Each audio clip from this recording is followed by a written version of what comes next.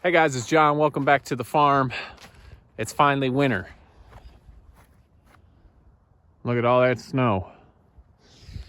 Just kidding. We did get some snow though. It's already melting away. We've had a lot of questions about how to start, where to start, when to start. When we started, guys, we were planning. We did a lot of research. We started saving money. And we knew when you first start out with anything, those first couple years can be real expensive, getting all your infrastructure, your animals, and everything like that. So today we're going to talk about our top 4 expenses on our farm.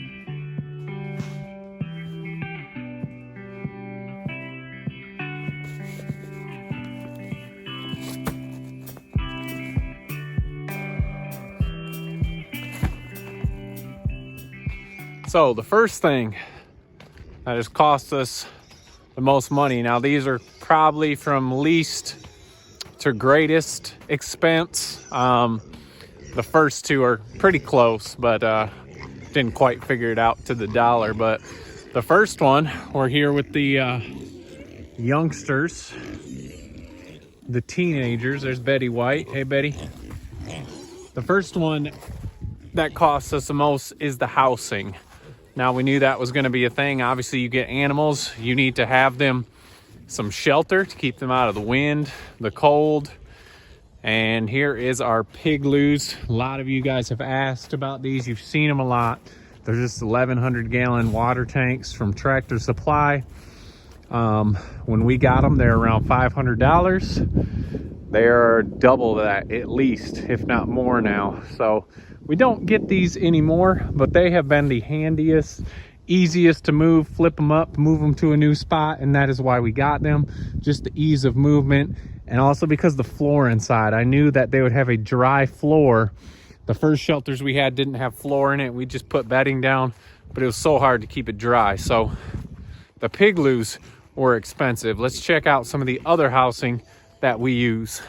All right, we're over here at our freshly weaned pigs, our young little piglets, and we have them in a pallet shelter. I had a video about how we built this pallet shelter, and obviously this is not very mobile unless I pull it all apart and take it down, but this is a lot cheaper option to use. Just pallets.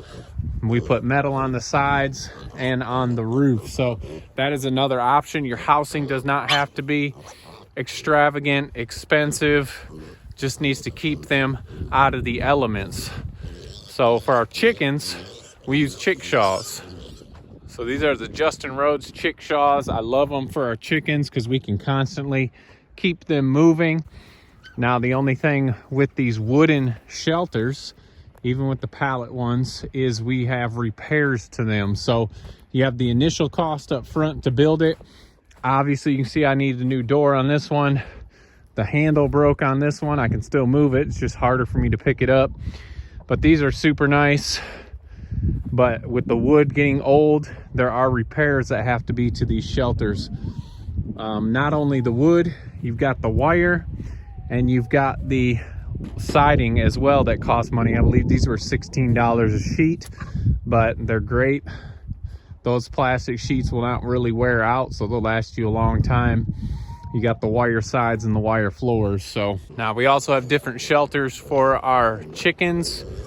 We run them in these 10 by 20 carport frames. We've got a video on that. We also run them in the John Sosovich chicken tractors, the A-frame chicken tractors, and those are for our meat birds. And those are the same as the chickshaws. We're gonna need to be replacing some of this wood as they get older. The tarps start to rip on them. We need to replace tarps. But your initial investment is where most of the money is, and then you're constantly going to be putting a little bit more money in each year as things get old, wear out, and break. Some of the most expensive stuff was obviously shelters, which is fine because you want to keep your animals safe. The nice thing about the big pigloos that were the most expensive, we've had them 3.5 years, and they have not shown any signs really of wear and tear. I think those are going to last us a really long time. So on to the next most expensive thing on our homestead.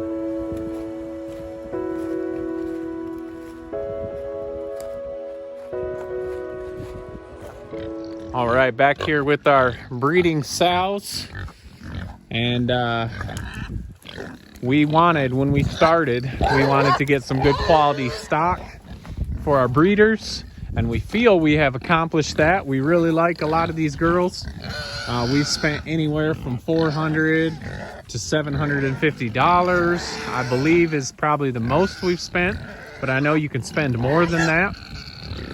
But we wanted to get a good quality stock of pigs, and usually when you're getting quality, you're spending a little more money. So we wanted to start out with a good solid herd. We feel we've accomplished that.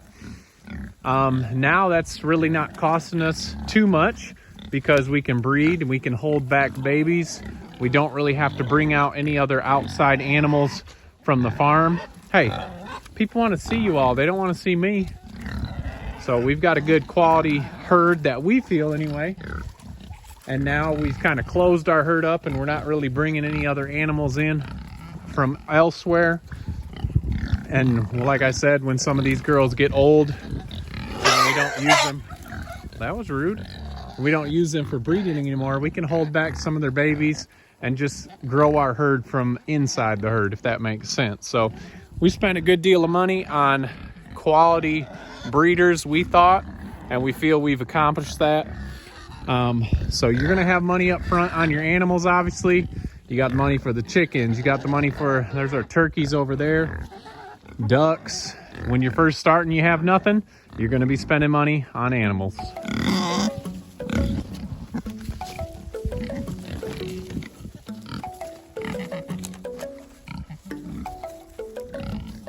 All right, guys, we are up to the item on our homestead that we spent the most money on. Have you guys guessed it yet? I'm sure you have. It's feed. And why is that? I'm sure you guessed that as well, because these animals are eating every day. So it doesn't matter if you're using regular feed, non-GMO, organic feed. You are feeding every day. We feed every day, twice a day. We'll be feeding all the rest of our lives that we have animals. So that is obviously the most expensive thing on our farm, is keeping these animals fed. Now, even if you don't have a bunch of animals, you got 2 or 3 pigs, a couple chickens, your feed isn't going to be as expensive, but it is constantly happening. Eventually it's going to add up and probably be the most expensive thing on your farm. So you definitely need to plan for that.